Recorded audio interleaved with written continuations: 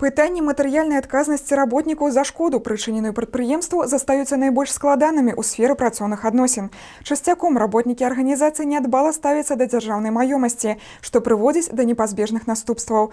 Прыкладам служыць выпадак, які адбыўся ў адной з гаспадарак района. 21 июня 2017 года около 18 часов начальник молочно-товарного комплекса «Малый Старый Шклов» во время обхода территории обнаружила отсутствие лошади.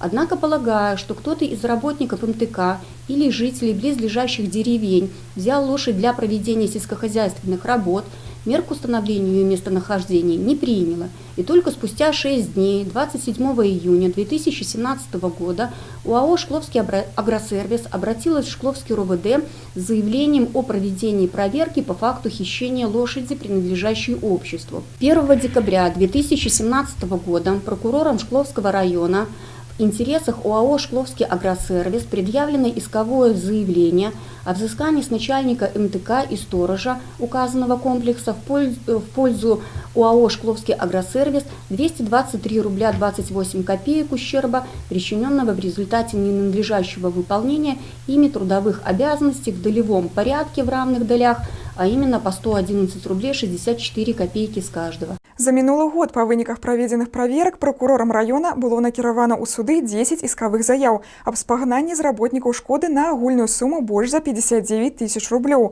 Таму работнікам варта задумацца аб матэрыяльнай адказнасці, якая складаецца на іх, працуючы ў той ці іншай арганізацыі.